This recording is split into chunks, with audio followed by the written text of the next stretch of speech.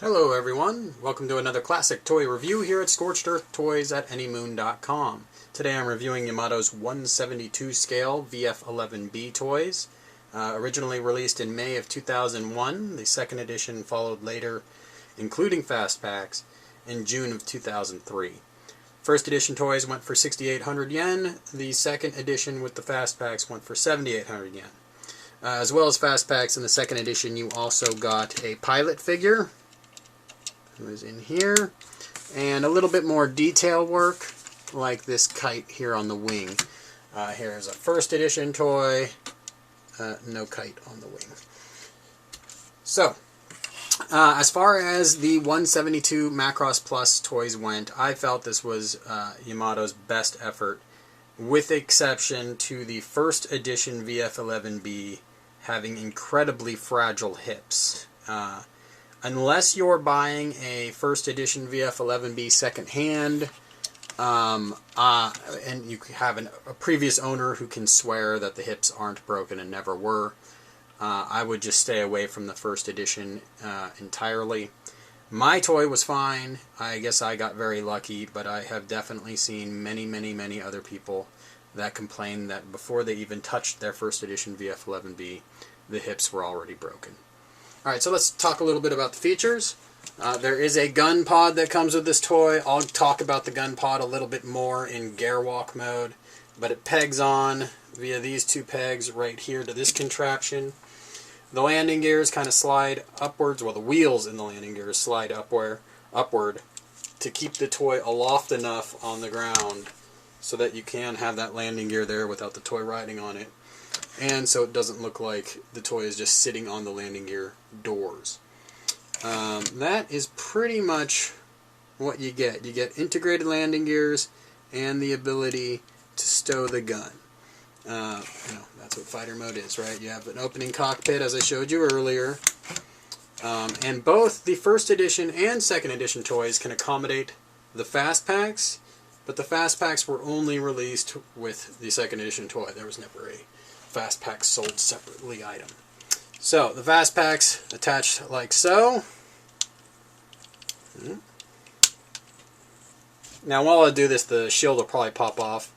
One of the more annoying aspects of this toy in fighter mode, well, I guess in Batroid as well, is how easily that shield can pop off.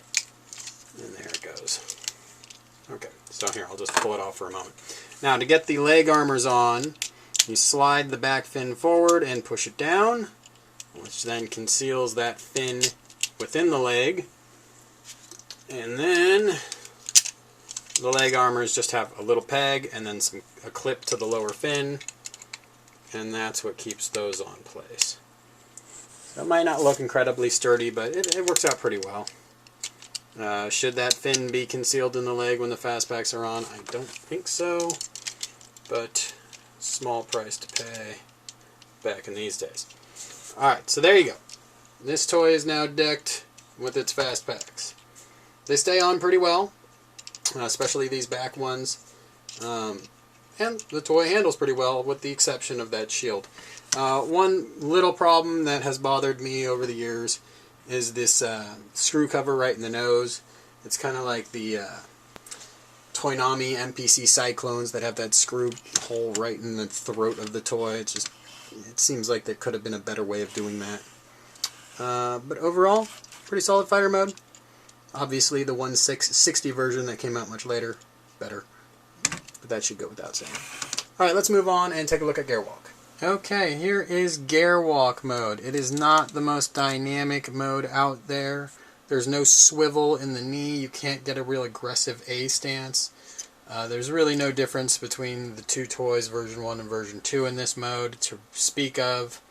I've put the fast packs on the version 2 toy, but as you can see, doesn't make much of a difference. You won't find the cool gimmicks in the 160 scale toy. Obviously this was the predecessor to the 160 scale toy, so you don't have the sliding trapdoors that kind of tighten up the back. Although it does stay in this mode fairly well. While I'm in this mode, I'm going to point out how the gun works. The gun has kind of a funky handle to it. Let's pull out all the gimmicks here. So this is the fully extended gun. There's a bayonet, there's a funky handle, and kind of a back stock area. I don't really know what that's all about. These toys come with a gripping hand that you attach to the gun, and then you attach it to the toy by removing the hand that's already on there. A problem I've had with my version 2 toy in particular is the pegs for the hands seem a little too big for the holes in the hands, and as a result the hands kind of work their way forward and pop off the toy unless I have them in a very specific position. So there's something annoying to be on the lookout for, I guess I should say. Otherwise, pretty static. You're not going to have too much fun with the toy in this mode. So let's move on to Batroid, where there's a little more going on. And here we have Batroid mode. A few things will jump out at you right away in Batroid mode, and they are the kind of few things that would make you say, like, wow, the Yamato 160 version is a very big improvement. Those things are these giant hinges on the shoulders. The 160 toy doesn't really have that. It has the nice points that should be there. The fast packs on this toy should be much taller. And just overall, there's a lot of proportion issues with this toy. They're not bad in the grand scheme of things. For the era, for 172 scale, it's a pretty fair representation, but the 160 scale toy definitely nails things a bit better. Since these two toys are pretty much the same, I'm going to go ahead and just focus on the Super Parts version. This toy came with a heat shield, as did the first edition. That had to be popped out of a piece of plastic. The heat shield has two little sprues on the side that plug in. Yamato's 160 version of the toy has an integrated heat shield, obviously another big improvement. So if you're out there right now thinking you're looking for the best possible VF-11B interpretation, it is definitely the 160 scale toy. You can see kind of where Yamato got its starts in the 172 scale toy, and it does have metal like in the legs, so it's kind of a neat collector's item, but it's just that, it's just a collector's item. It is not the best VF-11B toy out there anymore. So let's look at some articulation points. You got these shoulders that can spin all the way around. You have a swivel in the bicep and in the elbow. The elbow gives you a little bit better than 90 degrees articulation. That's that hand I was telling you pops off earlier, unless it's in exactly the right spot. So, there we go. Okay, you get a fair amount of A stance in the hips. My version 1 toy actually seems to get a little bit more, but again, version 1 toys you wanted to avoid because the hips could break. I don't think I clarified that earlier, though. The hips broke seemingly because glue got on the ball joint, and then someone would try to move the hip and it would break, or just, I guess, traveling would bounce the toy around enough where the glue would cause enough pressure and break the joint. So, manufacturing problem, more than the design flaw, but still something that caused a good many people just to avoid these 172 scale toys altogether. So anyways, the hip is clearly impaired by this big section right behind it. You can angle the hip in to get around it, or you could just use the Gearwalk joint, which is pretty common on a lot of VF1 toys. There, I've now moved it so the hip can use its full articulation amount. You have a knee joint, nice and clicky knee joint.